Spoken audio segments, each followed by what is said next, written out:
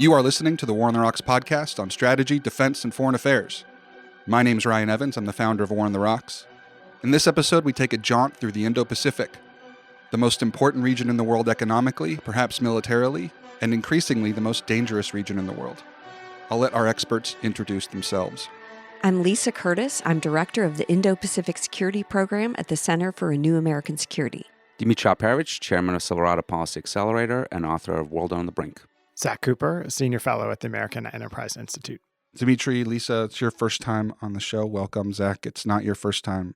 I wanted it to be your last time, but you have a lot of good blackmail material on me, so here you are again. I do. So we're here to talk about Indo-Pacific security, which is a pretty big topic when you're talking about such a broad swath of geography.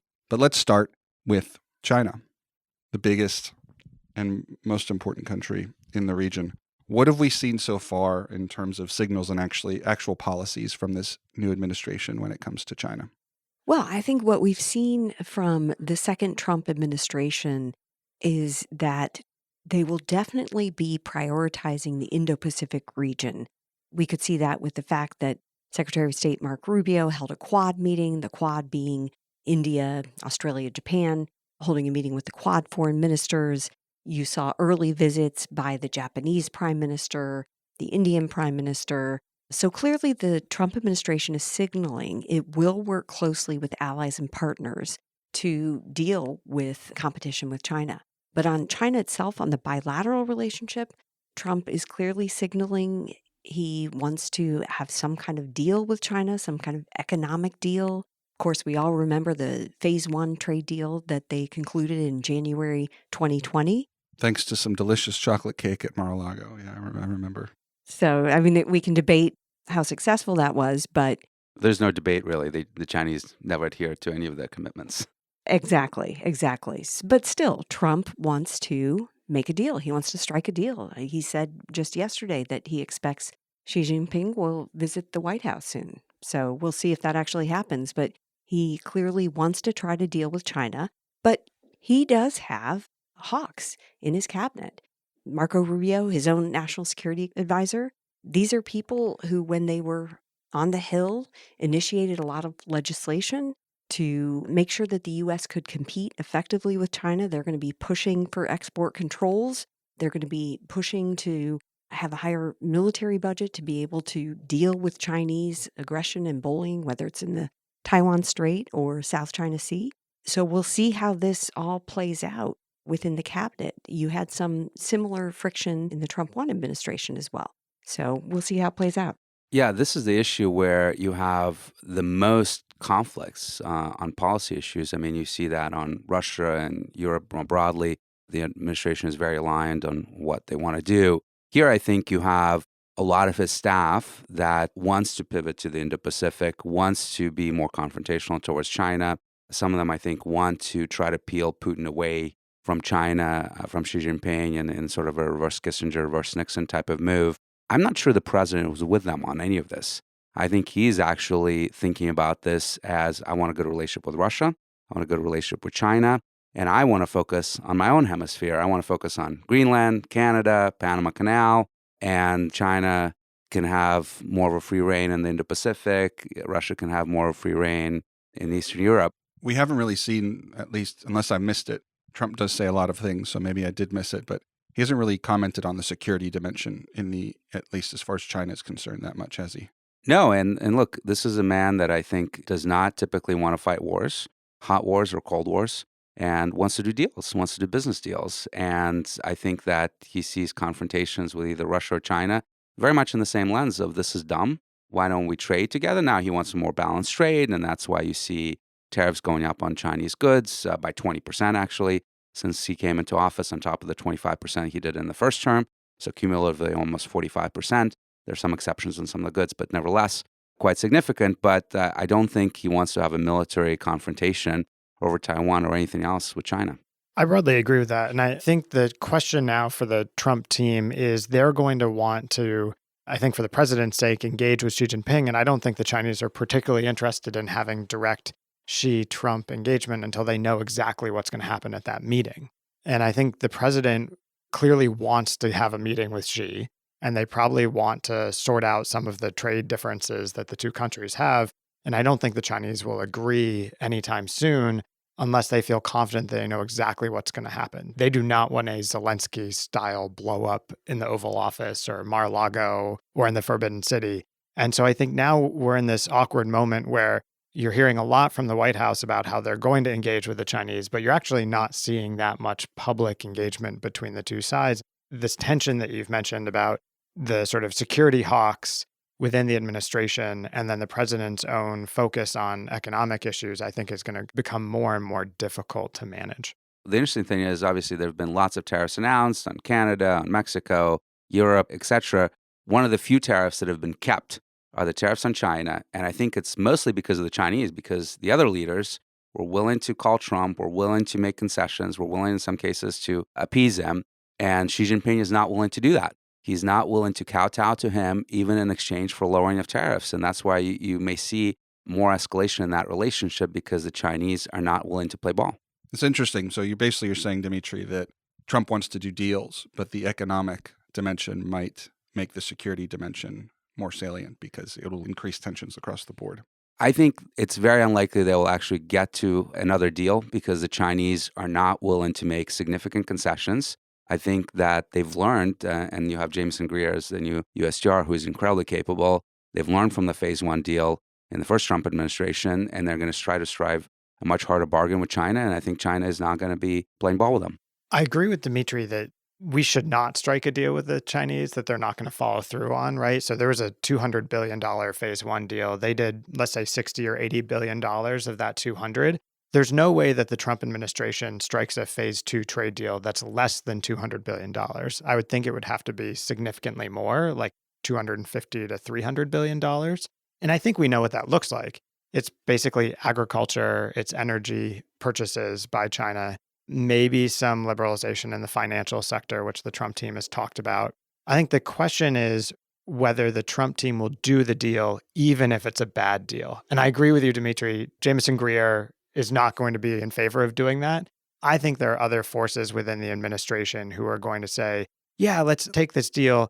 I think the president's instinct at times has been to take bad deals or announce deals that aren't actually going to be followed through on by companies. We've seen some of those already. So I'm a little bit more pessimistic. I'm worried that he'll accept a bad deal, one that we know the Chinese won't follow through. I don't know. I think the jury's still out. I think you can look at the Hanoi summit with Kim Jong-un in the first Trump administration, and he walked away from what he thought was a good deal, a bad deal, even though he desperately wanted a deal and potentially a Nobel Peace Prize nomination for, a deal. He'll take it where he can get it, whether it's North Korea or Russia. Lisa, you focused a lot on the Quad.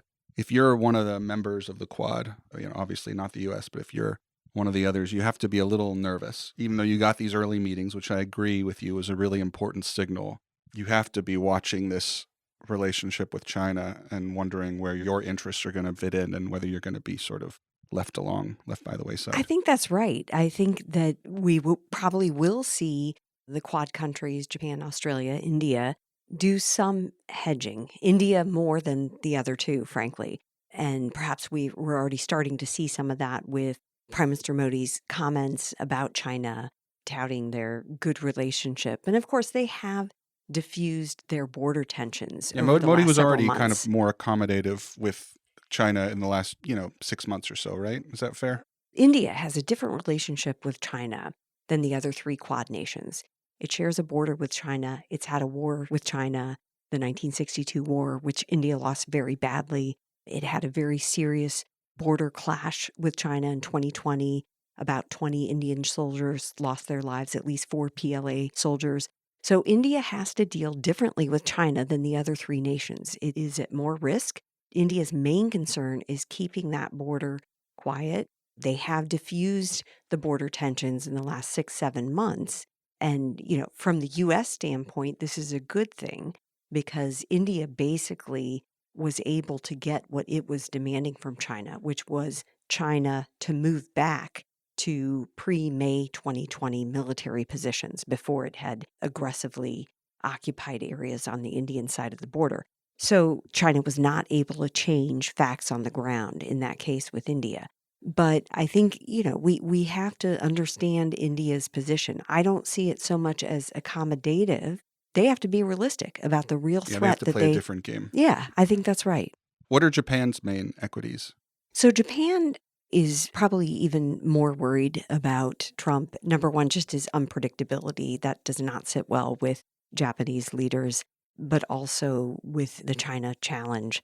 So they will do hedging in their own way in terms of engaging with China, dealing with them economically. But Japan has, really transformed its approach to security and defense over the last few years. You look at their commitment to increasing defense spending, increasing their capabilities, being willing to export military items to other countries. All of these are major changes from their traditionally, pro-pacifist approach. And I think that is welcomed by Washington. It's welcomed by the Trump administration. But certainly Japan is watching very carefully to see how Trump approaches China. But if you look at the joint statement of the recent visit when Japanese Prime Minister Ishiba was at the White House just a few weeks ago, it was a pretty good statement. It was a tough statement. It talked about Taiwan and it talked about Chinese aggression in the South China Sea. So I think the Japanese were pretty pleased with how that visit went. And I think the other Quad nations also were pleased to see, such a strong joint statement and mentioning Chinese aggression. Zach, you are often on the long flight to Tokyo. What are you hearing from your Japanese interlocutors? Yeah, I agree with Lisa. I think the Japanese are pretty happy with how the visit went. They were pretty worried about the press conference, and the press conference went fine, actually. Ishiba spent something like 30 hours in the 2 weeks beforehand studying for that meeting with the sort of Americanists in the Japanese government. And so I think he came in very well prepared. So it's interesting. The Quad leaders, Ishiba and Modi have both had visits to Washington that went well. I think the Australians are in a slightly more tricky spot. The real question, I think, on the Japanese side is how long does this last? How long does it take before the trade tensions start to infect the rest of the relationship? I do think they're nervous about what the administration is doing on Ukraine because they have been staunch supporters of Ukraine as a sort of rule of law issue. But then the last thing is Ishiba, his polling numbers are not looking great. And so even though he and Trump may have had a good visit, he's probably not going to be there for all that long. This summer, they've got elections. And so, I think there's a pretty good chance that Ishiba is gone this summer. Whether that means that the LDP is gone with him would be a whole different question and something that would be really hard to handle as an alliance issue. Let's turn to Australia. You mentioned that it is more difficult, and it is. On one hand, Trump did make some supportive statements about AUKUS, although he didn't recognize the acronym at first. But then, before we turn to how some remarks by our friend Malcolm Turnbull were received, I think AUKUS has already been in trouble in that there's a lot of questions about whether the Virginia-class submarines that have been promised to Australia will ever arrive. And there's also some concerns, and there's a debate about this, a healthy debate, I think, about whether the AUKUS class, the SSN AUKUS class submarines will actually be successfully delivered as well. And then there's the Pillar 2 activities about sharing of advanced technologies, and I haven't seen a lot of victories there. I haven't seen a lot of big announcements. Beyond protocols, beyond mechanisms, beyond regulatory There's issues. a lot of research that's going on a Sure, variety of fronts. but there hasn't been like, wow, it accomplished this. Like, there's not a lot to show for it yet. So I think that agreement was already in trouble. Does everyone agree with that so far? I don't know that it's in trouble. The problem that Australia faces is they don't have many choices. They've made a strategic decision to move away from diesel submarines for a variety of different reasons. And on nuclear front, they can't necessarily rely on the French either, so they don't have that many options. Maybe they could do a deal with just UK, but you need licenses from the US there, and UK industrial base is not in good shape either. So they're kind of stuck, in my view. Yeah, I would just note that there have been legislative changes, the ITAR changes that were in the NDAA. Of course, there are still problems with the technology exclusion list, so it's not perfect, but I think it would be wrong to say there hasn't been any progress, at least on Pillar 1. I think when you talk about lack of progress, you're looking at Pillar 2. And this is, the agreement to cooperate on advanced capabilities. And there's been a lot of talk, but not much action. So I think they really need to focus more attention on Pillar 2. Pillar 1 is moving. It has its own momentum. The Australians have announced their $3 billion in investment in the United States. Trump really likes that. So I'm not sure that I know that the agreement is in trouble. I think that Defense Secretary Hegseth's statement that he's talked to Trump about it and Trump supports it, that's encouraging. And, his meeting with the Australian Deputy Prime Minister and Minister of Defense, Richard Marles, went very well. So that's positive. But there are questions about the incoming or nominated Undersecretary of Defense for Policy, Bridge Kobe, who has been skeptical of AUKUS and worried about whether it cuts into the U.S. industrial base. So that, I think, is the one question that sticks in my mind is where's Bridge Kobe going to be? I don't think Bridge is the problem. And I don't speak on behalf of Bridge, but I think Bridge is recognizing something that would have been a problem even had Harris won, is that we might not have the subs to give to Australia. And I think this would have been a problem no matter who won the last election. And he just sort of nodded to that in his confirmation hearing. And I think the Australians are cognizant of this as well, which is why they're worried. Most of the benefits, early benefits of this deal are actually mostly on the U.S. side. Not just the investments that Lisa just mentioned, but the access to the Australian ports for our subs in Perth. Very, very strategic, very important, much closer to the region. So it would be foolish on the U.S. side to pull out of this deal. If this deal is in trouble, it will be because the Australians decide they can no longer trust us. I agree it's good for us. We also get $3 billion investment in industrial submarine base, but with, I believe, no clawback provisions, which is kind of crazy. But I think it's kind of a crappy deal for Australia, especially if they don't get what they're promised. I think the real problem with the arrangement they came up with was that essentially Australia now operates one type of submarine, the Collins class, which is flawed. And if this agreement goes through, they would then have to operate a handful of Virginia-class submarines and this new AUKUS-class submarine. And I think the whole idea of what we're trying to do with our allies and partners is to simplify the number of systems that we and they are building and operating so that we can field more in terms of numbers, because the Chinese are just going to have huge numbers of systems out there. And I think the problem with AUKUS is they've essentially come up with a plan which has Australia operating 3 different types of submarines. It is very complex. And the numbers of submarines that we're talking about are in the less than 10 category, most likely. So this is just a lot of work. I think what we're going to see is more and more talk about whether Australia should use unmanned undersea capabilities. And I think when you look at the price tag of AUKUS, that will be more and more attractive as not maybe a replacement for Pillar 1, but at least as a plan B in case it isn't able to be executed. I strongly disagree with Zach on this. Well, first of all, Collins is obsolete, and they want to get rid of it as soon as possible. So I don't think that once Virginia or SSNs arrive in substantial numbers that they'll keep the Collins.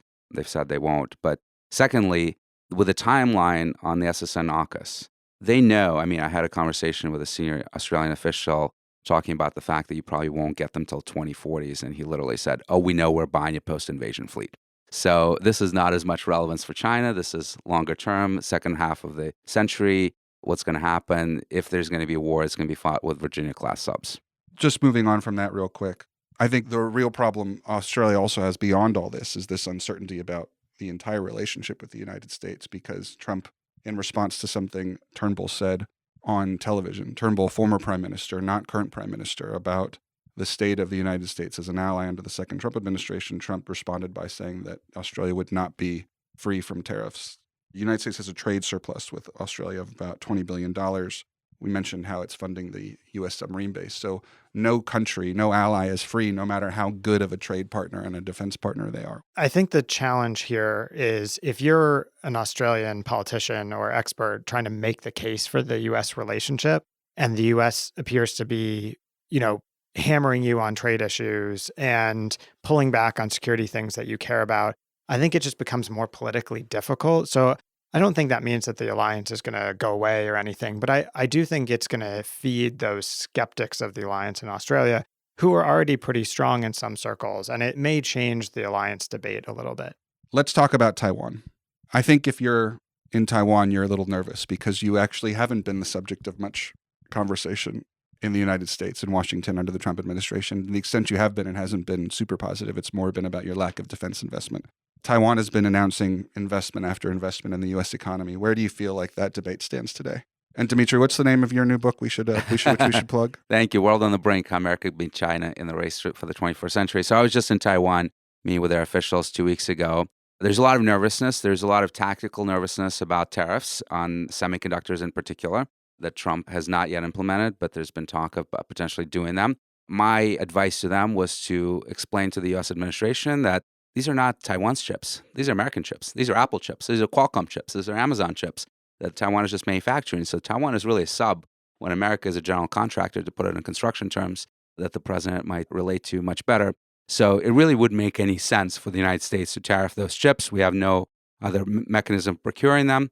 And look, Taiwan is trying to accommodate the United States. TSMC has announced a $100 billion investment to build additional fabs in the United States, something that's very controversial in Taiwan. The opposition party, the KMT, is trying to hammer the administration on this, saying that they are letting the chips industry, that's so vital in their view to Taiwan's defense, escape the island. But clearly, they know that they have to make some accommodations to the administration, make themselves more relevant, and hopefully in exchange get some additional security guarantees, although given how security guarantees discussion with Ukraine have gone, I'm not sure that they have much to hope for there. A lot of people are looking at how President Trump is handling Ukraine and Russia. And they're saying, Taiwan's going to be on the bargaining table for President Trump. In other words, Trump's going to bargain away Taiwan's security in exchange for a good trade deal with China. I don't think that can happen. There are too many Republican congressional members who are China hawks, who this would be a real red line for them. So, I don't worry so much about that. I think that when it comes to Taiwan, yes, President Trump has sent some mixed signals. He's ranted about the semiconductor issue and robbing us of semiconductors.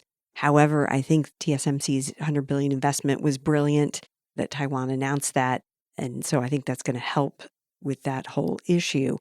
I think the Taiwans themselves, when they saw sort of the treatment of Zelensky in the Oval Office, the cutting of the military aid to Ukraine, I think they really panicked and were worried that Trump could do something similar to Taiwan. But I don't see that. I think there's a big difference in the administration and, all the people who are surrounding Trump, Rubio, Waltz, and all the Republican congressional leaders are very supportive of Taiwan. And I think that they would put their foot down, that this would be a red line if somehow Trump looked as if he was going to leave Taiwan in a lurch or not defend Taiwan. There's some great people in the White House who are big supporters of Taiwan. I think the challenge, though, is that the president's instincts, as I read what he said, is I think he thinks of the world in terms of spheres of influence now. And he seems really focused on the American sphere of influence in the Americas. He seems to want to give the Russians some form of sphere of influence in Eastern Europe. And I think it would be logical then for him to give China some sphere of influence in East Asia. And if you ask, well, what would that mean in practice? Like, what would change? The only logical thing that you can come up with, it would have to start with Taiwan. And so I think in the big picture, if I were sitting in Taipei right now, I would be pretty worried about that. And obviously, Trump hasn't really gotten to Taiwan. He hasn't focused on it yet.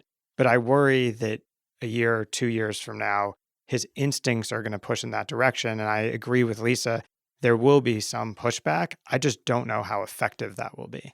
I disagree on the spheres of influence thing. I think that something that gets lost in the Zelensky meeting, two things that he said. One, in response to a question from a journalist, is he committed to the security of Poland and the Baltic states? That's right next door to Russia. I think Ukraine's in a different category for him. And maybe you can write that off to sphere of influence. But either the sphere of influence includes a lot of these former Soviet states or former Soviet bloc, or it doesn't. And I think if it only includes one but not the rest, it's not a sphere of influence, really. I don't know. I think it depends on where you draw the line. But I think that the question is not whether Trump will give Taiwan to China. It's not his to give. But whether he is going to make an affirmative statement that he will not defend Taiwan. And you have a big political issue right now with the KMT, the opposition party that controls effectively the legislature in Taiwan, cutting the defense budget by 3%. Something that I'm not sure has gotten to Trump's radar yet, but certainly something that Bridge Colby and others are very well aware of. And I fear that once the president learns about this, he's going to make a Truth Social post that, if they're not going to defend themselves, I'm not going to defend them, which will have a devastating effect on Taiwanese morale and obviously embolden the Chinese. There's also this problem of late orders from U.S. defense companies to Taiwan. It's pretty ongoing. Let's talk to our listeners about that, because I feel like this doesn't get as much attention as maybe it should. Oh, it's a huge issue. I keep hearing about it on every visit. We've placed orders for HIMARS. We've placed orders for air defense systems, Patriots, and the rest of it. And the delays keep increasing. The Harpoons are now going to be delivered in 2028, 2029, anti-ship missiles that they really badly need. So they're very concerned, as much as they want to support Ukraine, that the Ukrainian conflict has delayed some of this and has put pressures on our defense industrial base. So this is a huge issue for them. Well, and you've got Trump saying that Taiwan should spend 10% of its GDP on defense. But the question is, how can it spend 10% of its GDP, even if they hit that number, which they're not going to hit? It's not clear that they could get weaponry, right? No one else other than the Americans will sell to them. And the American companies haven't been able to deliver, as Dimitri was just saying. So I think this is going to be one real challenge. Everyone knows that part of the way you appeal to Trump is with an economic offer. TSMC was part of that. The second half of that is a big defense offer. And yet we would be the ones having to follow through. And it's just not clear that we can do that quickly. We're late also on F-16s, right? Very, very late. Which Ukraine got, but Taiwan can't. Well, not ours. Yeah, but still, it's a signal. There was a lot of political will spent getting Ukraine those F-16s. Well, I was just going to say, the idea that any country can spend 10% of its GDP, I think that is really unreasonable. And I think it's hyperbole by President Trump. So I think, that number, I don't think any government... Why not 50%, Lisa? I just was going to say, I think that's obviously asking way too much of Taiwan. Nobody should expect that they would spend 10% of their GDP on defense. I think it's more a signaling that in general, President Trump wants to see countries stand up for their own defense before the U.S.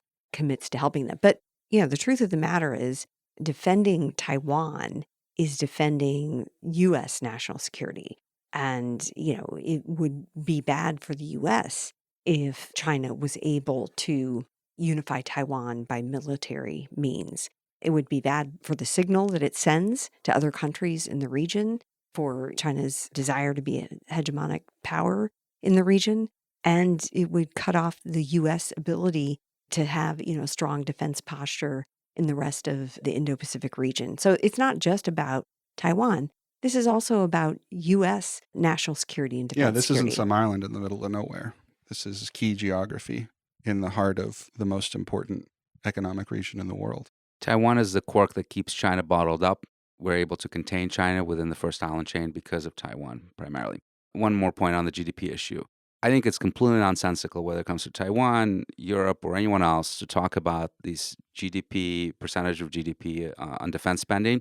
First of all, GDP contracts during a recession. Does that mean that if your economic situation is not going well, you're going to spend less on defense? That's why when Greece went to 4% of GDP, it was because of the Eurozone crisis. It wasn't because of course. Greece all of a sudden. It's nonsense. If you want to use a percentage metric, a much better one to say is what percentage of your budget, federal appropriations, are going to be spent on defense, and we can talk about what the right metrics are. But GDP is just a nonsensical metric. Zach, you mentioned earlier that the U.S. is the only one that will sell defense to Taiwan. Given that Japan is increasingly, in part due to U.S. pressure under the last administration, we should say, and now Japan is sort of leaning on this administration to be down for defending Taiwan, which is a bit of an irony. Do you think there's ever a world in which Japanese defense companies would sell to Taiwan, or is that just outside of their Overton window right now? Well, there's some legal restrictions in Japan on export of arms. So that would be one issue that they would have to get over. I think that's manageable. Obviously, Prime Minister Ishiba has a good relationship with Taiwanese. He was actually in Taiwan shortly before he was selected as prime minister, met with Lai Ching-te. So if anyone was going to do it, and he's a former defense minister also, it would be him. I just don't think it's in the cards anytime soon. But what I do think we should be talking about, and I've tried to advocate for this, is the idea of a Taiwan contact group. So in Ukraine, we've had this Ukraine Defense Contact Group, which has provided weaponry to the Ukrainians.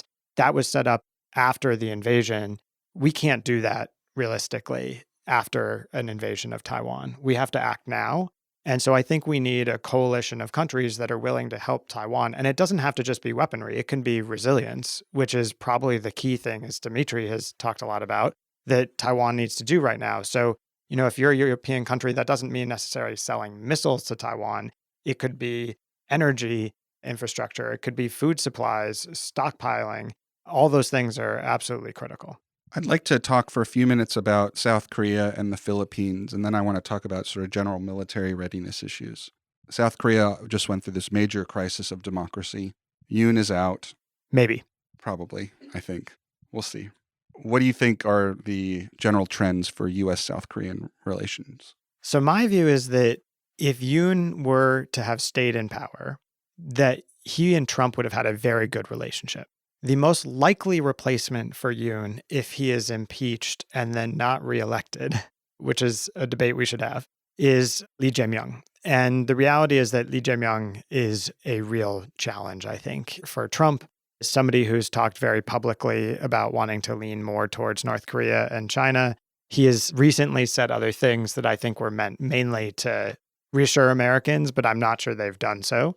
And so I worry a lot that the U.S.-South Korea relationship is going to fracture. I think you could have President Trump talking about pulling significant numbers of troops off the peninsula. I think you are likely to have South Korea talking more and more about acquiring an independent nuclear capability, or at least very public nuclear latency, the ability to get nuclear weapons quickly. I think the relationship is headed in a really challenging direction. I would agree, but we can't entirely count Yoon out yet. I think we all thought that the courts would vote to impeach him shortly after he called for martial law. It seemed ludicrous, a really unwise thing that he did. However, more recently, there's been, popular support for him, which seems unbelievable. You can't really predict the internal politics of any country anymore these days. But I think that Zach is right. If Yoon does not come back, I'm not saying he should. I mean, that's for the South Koreans to decide. But if he did, then yes, I think that he could have a good relationship with Trump. But if you have a South Korean government that is leaning more toward North Korea or China, for that matter, then we could be in for some rocky road. Because put that aside, Trump still, his instincts are to try to remove troops, U.S. troops from South Korea. When you both say leaning towards North Korea, I think it's important. I understand what you mean, but I think it's important to tell the audience exactly what you mean by that, because you don't mean like aligning with North Korea. What you mean is being a little more accommodationist and basically trying to have peaceful relations, talking about unification as if that is something that could actually happen. When I think most people who are looking at the situation think that's pretty unrealistic. But much more accommodationist approach by the party that has been in the opposition, and the conservative party just is much more aligned, I think, with U.S. goals in the region and shares a similar perspective of the region. Now, I say that, but at the same time, Trump has a slightly different viewpoint. He's got an unconventional approach to North Korea. Now, having served in the first Trump administration and seen how he pursued the talks with Kim Jong-un, I would say that Trump's approach comes from a good place. I think what he wanted to do when he reached out to Kim Jong-un was calm tensions down. He had a lot of people surrounding him at the time who were hawks, who were talking about giving a bloody nose to North Korea. And I think Trump just said, whoa, I don't want conflict here. I'm going to try my own approach. And that's when he reached out to Kim Jong-un. Now, it didn't work out. The strategy didn't play out how people had hoped. And, we didn't really get any closer to denuclearization, although you could argue that it did calm tensions down. There were less missile launches. But given that Trump has that inclination, and I think eventually he'll get around to North Korea and probably try to reach out again, that would be my guess.